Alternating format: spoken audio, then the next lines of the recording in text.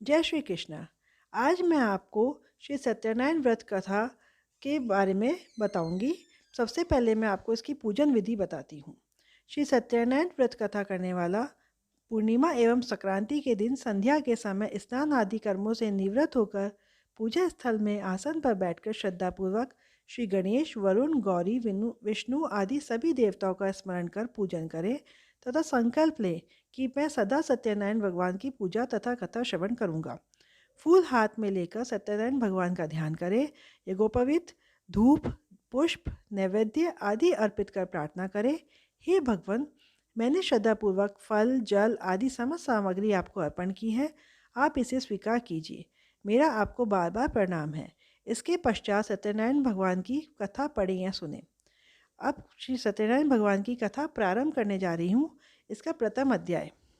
महामुनि ऋषि व्यास जी ने कहा, बहुत समय पहले नैमिषारण्य तीर्थ में शौनकादिक 88,000 ऋषियों ने पुराणवेत्ता श्री सूत जी से पूछा, हे सूत जी, इस कलयुग में वेद विद्या रहित मानवों को ईश्वर भक्ति किस प्रकार मिलेगी तथा उनका उद्धार कैसे होगा। हे मुनिश्रेष्ठ, ऐसा कोई व्रत अथवा तप बताइए जिसके करने से थोड़े ही समय में पुण्य प्राप्त हो तथा मन वांछित फल भी मिले। ऐसी कथा सुनने की हमारी बहुत इच्छा है। इस प्रश्न पर शास्त्रों के ज्ञाता श्री सूत जी ने कहा, हे वैष्णवों में पूज्य, आप सभी ने प्राणियों के हित एवं कल्याण की बात पूछी है। अब मैं उस श्रेष्ठ व्रत को आप लोगों से कहूँगा जिसे श्रेष्ठ मुनि नारद जी ने श्री लक्ष्मीनारायण जी भगवान जी से पूछा था और श्री लक्ष्मीनारायण भगवान ने मुनि श्रेष्ठ नारद जी को बताया था। आप सभी श्रेष्ठगण यह कथा ध्यान से सुने। मुनिनाथ सुनो, ये सत्य कथा सब काला ही होई माँ सुखदाई, भव ताप हरे और मनोरथ पूर्ण करे सब सुख संपत्ति की अधिकाई, अति संकट में दुख दूर करे सब ठौर कुठौर में हो सहाई, भगवान महात्म है इसमें अपना कली में फल और जनाई। मुनिश्रेष्ठ नारद दूसरों के कल्याण हेतु सभी लोकों में घूमते हुए एक समय मृत्यु लोक में आ पहुँचे। यहाँ बहुत सी योनियों में जन्मे प्राय सभी मनुष्यों को अपने कर्मानुसार अनेक कष्टों से पीड़ित देखकर उन्होंने सोचा कि किस यत्न के करने से निश्चय ही प्राणियों के कष्टों का निवारण हो सकेगा। मन में ऐसा विचार कर श्री नारद विष्णु लोक गए। वहाँ श्वेत वर्ण और 4 भुजाओं वाले देवों के ईश नारायण, जिनके हाथों में चक्र, शंख, गदा और पद्म थे तथा वरमाला पहने हुए थे, को देखकर उनकी स्तुति करने लगे। नारद जी ने कहा, हे भगवान, आप अति शक्तिवान हैं, मन तथा वाणी भी आपको नहीं पा सकती। आपका आदि मध्य अंत भी नहीं है। आप निर्गुण स्वरूप सृष्टि के कारण भक्तों के कष्टों को नष्ट करने वाले हो। आपको मेरा शत शत नमन है। नारद जी से इस प्रकार की प्रार्थना सुनकर विष्णु भगवान बोले, हे योगीराज, आपके मन में क्या है? आपका किस कार्य हेतु यहाँ आना हुआ है? निसंकोच कहे। तब मुनिश्रेष्ठ नारद मुनि ने कहा, मृत्यु लोक में सब मनुष्य जो अनेक योनियों में पैदा हुए हैं, अपने अपने कर्मों द्वारा अनेक प्रकार के कष्टों के कारण दुखी हैं। हे स्वामी, यदि आप मुझ पर दया रखते हैं तो बताइए कि उन मनुष्यों के सब कष्ट थोड़े से ही प्रयत्न से किस प्रकार दूर हो सकते हैं। श्री विष्णु भगवान ने कहा, हे नारद, मनुष्यों की भलाई हेतु तुमने ये बहुत उत्तम प्रश्न किया है। जिस व्रत के करने से मनुष्य मुंह से छूट जाता है, यह व्रत मैं तुमसे कहता हूँ, सुनो। अति पुण्य दान करने वाला स्वर्ग तथा मृत्यु लोक दोनों में दुर्लभ एक अति उत्तम व्रत है, जो आज मैं तुमसे कहता हूँ। श्री सत्यनारायण भगवान का ये व्रत विधि विधान पूर्वक संपन्न करने पर मनुष्य इस धरती पर सभी प्रकार के सुख भोग कर मरणोपरांत मोक्ष को प्राप्त करता है। भगवान के ऐसे वचन सुनकर नारद मुनि बोले, हे भगवान, उस व्रत का विधान क्या है, फल क्या है? इससे पहले किसने ये व्रत किया है और किस दिन ये व्रत करना चाहिए, कृपा करके मुझे विस्तार से बताइए। श्री विष्णु भगवान ने कहा, हे नारद, दुख, शोक एवं सभी प्रकार की व्याधियों को दूर करने वाला ये व्रत सब स्थानों पर विजय दिलाने वाला है। श्रद्धा और भक्ति के साथ किसी भी दिन मनुष्य संध्या के समय श्री सत्यनारायण भगवान की ब्राह्मणों और बंधुओं के साथ पूजा करे। भक्ति भाव से केले का फल, नैवेद्य, घी, शहद, शक्कर अथवा गुड़, दूध और गेहूं का आटा सवाया ले। गेहूं के अभाव में साठी का चूर्ण भी ले सकते हैं। इन सभी को भक्ति भाव से भगवान श्री सत्यनारायण को अर्पण करें। बंधु बांधवों सहित ब्राह्मणों को भोजन कराए। इसके पश्चात ही स्वयं भोजन करें। रात्रि में श्री सत्यनारायण भगवान के गीत आदि का आयोजन कर श्री सत्यनारायण भगवान का स्मरण करता हुआ समय व्यतीत करें। इस तरह जो मनुष्य व्रत करेंगे उसकी मनोकामना अवश्य ही पूर्ण होगी। विशेष रूप से कलयुग में, मृत्यु लोक में यही एक ऐसा उपाय है जिसमें अल्प समय और कम धन में महान पुण्य की प्राप्ति हो सकती है। इति श्री सत्यनारायण व्रत कथा प्रथम अध्याय संपूर्ण। जय श्री सत्यनारायण भगवान की जय हो। अब मैं आपको द्वितीय अध्याय सुनाने जा रही हूँ। महान संत सूत जी ने कहा, हे ऋषियों, जिन्होंने प्राचीन काल में इस व्रत को किया है उनका इतिहास मैं आप सबसे कहता हूँ। आप सब ध्यान से सुने। अति सुंदर काशीपुरी नगरी में एक अति निर्धन ब्राह्मण वास करता था। वह भूख और प्यास से बेचैन होकर हर समय दुखी रहता था। ब्राह्मणों से प्रेम करने वाले श्री विष्णु भगवान ने उसको दुखी देखकर एक बूढ़े ब्राह्मण का वेश धारण कर निर्धन ब्राह्मण के पास आकर बड़े आदर से पूछा, हे ब्राह्मण, तुम हर समय ही दुखी होकर पृथ्वी पर क्यों घूमते हो? हे शेष ब्राह्मण, अपनी व्यथा मुझसे कहो, मैं सुनना चाहता हूँ। कष्टों से घिरे उस ब्राह्मण ने कहा, मैं निर्धन ब्राह्मण हूँ, भिक्षा के लिए पृथ्वी पर मारा मारा फिरता हूँ। हे भगवान, यदि आप इससे मुक्ति पाने का कोई उपाय जानते हो तो कृपा कर मुझे बताएं। वृद्ध ब्राह्मण का रूप धारण किए हुए श्री विष्णु भगवान तब बोले, हे ब्राह्मण, श्री सत्यनारायण भगवान मनोवांछित फल देने वाले हैं, इसलिए तुम उनका विधि पूर्वक पूजन करो, जिसके करने से मनुष्य सब दुखों से मुक्त हो जाता है। दरिद्र ब्राह्मण को व्रत का संपूर्ण विधान बतलाकर बूढ़े ब्राह्मण का रूप धरे श्री सत्यनारायण भगवान अंतर्ध्यान हो गए। व्रत ब्राह्मण ने जिस व्रत को बतलाया है मैं उसको अवश्य विधि विधान सहित करूंगा, ऐसा निश्चय कर वह दरिद्र ब्राह्मण घर चला गया। परंतु उस रात उस ब्राह्मण को नींद नहीं आई। अगले दिन वह जल्दी उठा और श्री सत्यनारायण भगवान का व्रत करने का निश्चय कर भिक्षा मांगने के लिए चल दिया। उस दिन उसको भिक्षा में अधिक धन मिला, जिससे उसने पूजा का सारा सामान खरीदा और घर आकर अपने बंधु बांधवों के साथ विधि पूर्वक भगवान श्री सत्यनारायण का व्रत किया। इसके करने से वह गरीब ब्राह्मण सब कष्टों से छूटकर अति धनवान हो गया। उस समय से वह ब्राह्मण हर मास व्रत करने लगा। सत्यनारायण भगवान के व्रत को जो शास्त्रीय विधि के अनुसार श्रद्धापूर्वक करेगा वह सब कष्टों से छूटकर मोक्ष प्राप्त करेगा। जो भी मनुष्य सत्यनारायण भगवान का व्रत करेगा वह सब कष्टों से छूट जाएगा। इस प्रकार नारद जी से श्री सत्यनारायण भगवान का कहा हुआ ये व्रत मैंने तुमसे कहा। हे शेष ब्राह्मणों, अब आप और क्या सुनना चाहते हैं, मुझे कहें। तब ऋषियों ने कहा, हे मुनीश्वर, संसार में इस विप्र से सुनकर किस किसने इस व्रत को किया, हम सब सुनना चाहते हैं। मुनियों से ऐसा सुनकर श्री सूत जी ने कहा, हे मुनिगण, जिस जिस प्राणी ने इस व्रत को किया है उन सबकी कथा सुनो। एक समय वह धनी ब्राह्मण बंधु बांधवों के साथ शास्त्र विधि के अनुसार अपने घर पर श्री सत्यनारायण भगवान का व्रत कर रहा था। उसी समय एक लकड़ी बेचने वाला बूढ़ा व्यक्ति वहां आया। उसने सिर पर रखा लकड़ियों का गट्टा बाहर रख दिया और ब्राह्मण के मकान में चला गया। प्यास से बेचैन लकड़हारे ने विप्र को व्रत करते देखा। वह प्यास को भूल गया। उसने विप्र का अभिनंदन किया और पूछा, हे ब्राह्मण, आप ये किसका पूजन कर रहे हैं? इस व्रत को करने से क्या फल मिलता है, कृपा कर मुझे बताएं। तब उस ब्राह्मण ने कहा, सब इच्छाओं को पूर्ण करने वाला यह श्री सत्यनारायण भगवान का व्रत है। इन्हीं की कृपा से मेरे यहाँ धन एवं ऐश्वर्य का आगमन हुआ है। ब्राह्मण से इस व्रत के बारे में जानकर यह लकड़हारा अत्यंत प्रसन्न हुआ। भगवान का चरणामृत लेकर और भोजन करने के पश्चात वह अपने घर को चला गया। और फिर अगले दिन लकड़हारे ने मन में संकल्प किया कि आज गांव में लकड़ी बेचने से जो धन मिलेगा उसी से मैं भगवान सत्यनारायण का श्रेष्ठ व्रत करूंगा। मन में ऐसा विचार कर वह लकड़हारा लकड़ियों का गट्ठर अपने सिर पर रखकर जिस नगर में धनवान लोग रहते थे ऐसे सुंदर नगर में गया। उस दिन उसे उन लकड़ियों का दाम पहले से चौगुना मिला। तब वह बूढ़ा लकड़हारा बहुत प्रसन्न होकर पके केले, शहद, शक्कर, घी, दही, दूध और गेहूं का चूर्ण इत्यादि श्री सत्यनारायण भगवान के व्रत की सभी सामग्री लेकर अपने घर आया। फिर उसने अपने बंधु बांधवों को बुलाकर विधि विधान के अनुसार भगवान का पूजन एवं व्रत किया। उस व्रत के प्रभाव से वह बूढ़ा लकड़हारा धन धान्य से युक्त हुआ और संसार के समस्त सुख भोग कर वैकुंठ को चला गया। इति श्री सत्यनारायण व्रत कथा द्वितीय अध्याय पूर्ण। जय श्री सत्यनारायण भगवान की जय हो। अब मैं आपको तृतीय अध्याय सुनाने जा रही हूँ। श्री सूत जी बोले, हे श्रेष्ठ मुनियों, अब मैं आगे की एक कथा कहता हूँ। प्राचीन काल में उल्कामुख नाम का एक महान ज्ञानी राजा था। वह जितेंद्रिय और सत्यवक्ता था। प्रतिदिन मंदिरों में जाता तथा गरीबों को धन देकर उनके दुखों को दूर करता था। उसकी पत्नी कमल के समान सुंदर मुख वाली और सती साध्वी थी। एक दिन भद्रशिला नदी के तट पर वे दोनों विधि विधान सहित श्री सत्यनारायण भगवान का व्रत कर रहे थे। उसी समय वहाँ साधु नामक एक वैश्य आया। उसके पास व्यापार के लिए बहुत सा धन था। वह वैश्य नाव को नदी किनारे पर ठहराकर राजा के पास आया। राजा को व्रत करते हुए देखकर उसने विनम्रता पूर्वक पूछा, हे राजन, ये आप क्या कर रहे हैं? मेरी सुनने की इच्छा है, कृपया आप ये मुझे भी समझाइए।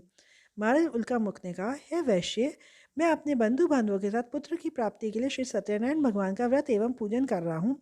राजा के वचन सुनकर साधु नामक वैश्य ने आदर से कहा, हे राजन, मुझे भी इसका संपूर्ण विधि बताइए। मैं भी आपके कहे अनुसार इस व्रत को करूँगा। मेरे भी कोई संतान नहीं है। मुझे विश्वास है इस उत्तम व्रत को करने से अवश्य ही मुझे संतान होगी। राजा से व्रत के सब विधि विधान सुनकर व्यापार से निवृत्त हो वह वैश्य सुखपूर्वक अपने घर आया। उसे अपनी पत्नी को संतान देने वाले उस व्रत के विषय में सुनाया और प्रण किया कि जब मेरे संतान होगी तब मैं इस व्रत को करूँगा। वैश्य ने ये वचन अपनी पत्नी लीलावती से भी कहे। एक दिन उसकी पत्नी लीलावती श्री सत्यनारायण भगवान की कृपा से गर्भवती हो गई। 10वें महीने में उसने एक अति सुंदर कन्या को जन्म दिया। दिनों दिन वह कन्या इस तरह बढ़ने लगी जैसे शुक्ल पक्ष का चंद्रमा बढ़ता है। कन्या का नाम उसने कलावती रखा। एक दिन लीलावती ने मीठे शब्दों में अपने पति को याद दिलाया कि आपने जो भगवान का व्रत करने का संकल्प किया था, अब आप उसे पूरा कीजिए। वैश्य ने कहा, हे प्रिय, मैं कलावती के विवाह पर इस व्रत को करूँगा। इस प्रकार अपनी पत्नी को आश्वासन दे वह व्यापार करने विदेश चला गया। कलावती पितृगृह में वृद्धि को प्राप्त हो गई। लौटने पर साधु ने जब नगर में सखियों के साथ अपने वयस्क होती पुत्री को खेलते देखा तो उससे उसके विवाह की चिंता हुई। तब उसने एक दूत को बुलाकर कहा कि उसकी पुत्री के लिए कोई सुयोग्य वर देखकर लाए। दूत साधु नामक उस वैश्य की आज्ञा पाकर कंचन नगर पहुंचा और देखभाल कर वैश्य की कन्या के लिए एक सुयोग्य वणिक पुत्र ले आया। उस सुयोग्य लड़के के साथ साधु नामक वैश्य ने अपने बंधु बांधवों सहित प्रसन्नचित होकर अपनी पुत्री का विवाह कर दिया। दुर्भाग्य से वह विवाह के समय भी सत्यनारायण भगवान का व्रत करना भूल गया। इस पर श्री भगवान अत्यंत क्रोधित हो गए। उन्होंने वैश्य को श्राप दिया कि तुम्हें दारुण दुख प्राप्त होगा। और फिर अपने कार्य में कुशल वह वैश्य अपने दामाद सहित नावों का बेड़ा लेकर व्यापार करने के लिए सागर के समीप स्थित रत्नासारपुर नगर में गया। रत्नासारपुर पर चंद्रकेतु नामक राजा राज करता था। दोनों ससुर जमाई चंद्रकेतु राजा के उस नगर में व्यापार करने लगे। एक दिन भगवान सत्यनारायण की माया से प्रेरित एक चोर राजा चंद्रकेतु का धन चुराकर भाग रहा था। राजा के दूतों को अपने पीछे आते देखकर चोर ने घबराकर राजा के धन को उस वैश्य के नाव में छुपाकर रख दिया जहाँ वे ससुर जमाई ठहरे हुए थे, और वह भाग गया। जब राजदूतों ने उस वैश्य के पास राजा के धन को देखा तो उन्होंने उस ससुर दामाद को ही चोर समझा। वे उन ससुर दामाद दोनों को बांध कर ले गए और राजा के समीप जाके बोले, आपका धन चुराने वाले ये दो चोर हम पकड़ कर लाए हैं, देखकर आज्ञा दे। तब राजा ने बिना उस वैश्य की बात सुने उन्हें कारागार में डालने की आज्ञा दे दी। इस प्रकार राजा की आज्ञा से उनको कारावास में डाल दिया गया तथा उनका सारा धन भी छीन लिया गया। सत्यनारायण भगवान के शाप के कारण उस वैश्य की पत्नी लीलावती व पुत्री कलावती भी घर में बहुत दुखी हुई। उनका सारा धन चोर चुरा कर ले गए। मानसिक व शारीरिक पीड़ा तथा भूख प्यास से अति दुखी हो भोजन की आस में कलावती एक ब्राह्मण के घर गई। उसने ब्राह्मण को श्री सत्यनारायण भगवान का व्रत विधि पूर्वक करते देखा। उसने कथा सुनी तथा श्रद्धापूर्वक प्रसाद ग्रहण कर रात को घर आई। माता ने कलावती से पूछा, हे पुत्री, तू अब तक कहाँ थी? मैं तेरे लिए बहुत चिंतित थी। माता के शब्द सुनकर कलावती बोली, हे माता, मैंने एक ब्राह्मण के घर श्री सत्यनारायण भगवान का व्रत होते देखा और मेरी भी उस उत्तम व्रत को करने की इच्छा है। माता ने कन्या के वचन सुनकर सत्यनारायण भगवान के पूजन की तैयारी की। उसने बंधुओं सहित श्री सत्यनारायण भगवान का पूजन व व्रत किया और वह मांगा कि मेरे पति और दामाद शीघ्र ही घर लौट आए। साथ ही विनती की, हे प्रभु, अगर हमसे कोई भूल हुई तो हमारा अपराध क्षमा करो। श्री सत्यनारायण भगवान उस व्रत से प्रसन्न हो गए। उन्होंने राजा चंद्रकेतु को स्वप्न में दर्शन देकर कहा, हे राजन, जिन दो वैश्यों को तुमने बंदी बना रखा है वे निर्दोष है। उन्हें प्रातः ही छोड़ दो। उनका सब धन जो तुमने अधिग्रहित किया है लौटा दो, अन्यथा मैं तुम्हारा राज्य, धन, पुत्र आदि सब नष्ट कर दूंगा। राजा से ऐसे वचन सुनकर कहकर भगवान अंतर्ध्यान हो गए। और फिर प्रातःकाल राजा चंद्रकेतु ने दरबार में सबको अपना स्वप्न सुनाया और सैनिकों को आज्ञा दी कि दोनों वैश्यों को कैद से मुक्त कर दरबार में ले आए। दोनों ने आते ही राजा को प्रणाम किया। राजा ने कोमल वचनों में कहा, हे महानुभावों, तुम्हें अज्ञानतावश ऐसा कठिन दुख प्राप्त हुआ है, अब तुम्हें कोई भय नहीं है, तुम मुक्त हो। ऐसा कहकर राजा ने उनको नए नए वस्त्राभूषण पहनवाए तथा उनका जितना धन लिया है उससे दुगना लौटाकर आदर से विदा किया। दोनों वैश्य अपने घर को चल दिए। इति श्री सत्यनारायण व्रत कथा तृतीय अध्याय संपूर्ण। जय श्री सत्यनारायण भगवान की जय हो। अब मैं चतुर्थ अध्याय प्रारंभ करने जा रही हूँ। सूत जी ने आगे कहा, वैश्य ने यात्रा आरंभ की और अपने नगर की ओर चला। उनके थोड़े दूर आगे बढ़ने पर दंडी वेशधारी श्री सत्यनारायण भगवान ने उसकी परीक्षा लेने हेतु उससे पूछा, हे वैश्य, तेरी नाव में क्या है? अभिमानी वणिक हंसता हुआ बोला, हे दंडी, आप ऐसा क्यों पूछते हैं? क्या धन लेने की कामना है? मेरी नाव में तो बेल और पत्ते भरे हैं। वैश्य के ऐसे वचन सुनकर दंडी वेशधारी श्री सत्यनारायण भगवान बोले, तुम्हारा वचन सत्य हो। ऐसा कहकर वे वहां से चले गए और कुछ दूर जाकर समुद्र के तट पर बैठ गए।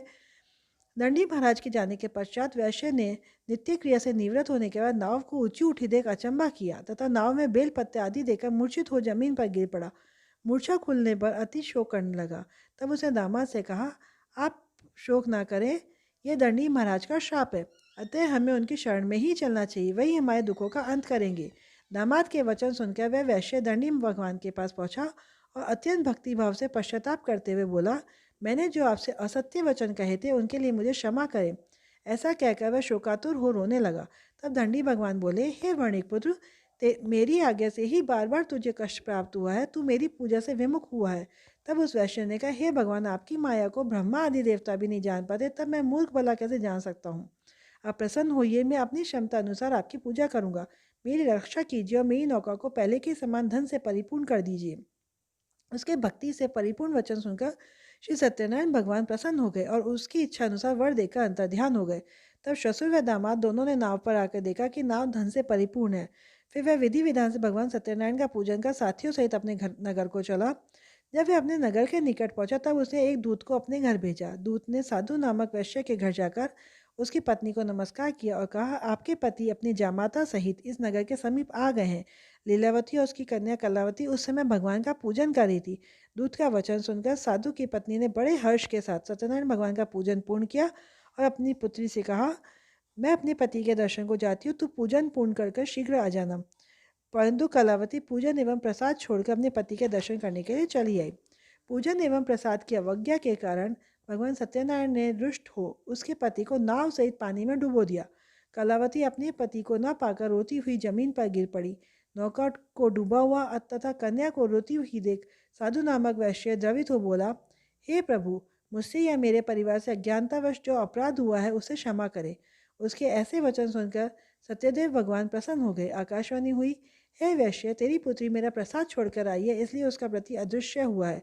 यदि वह घर जाकर प्रसाद ग्रहण कर लौटे तो उसे उसका पति अवश्य मिलेगा। आकाशवाणी सुनकर कलावती ने घर पहुंचकर प्रसाद ग्रहण किया और फिर आकर अपने पति को पूर्व रूप में पाकर वह अति प्रसन्न हुई तथा उसने अपने पति के दर्शन किए। तत्पश्चात साधु वैश्य ने वहीं बंधु बांधवों सहित सत्यदेव भगवान का पूजन विधिपूर्वक पूजन किया।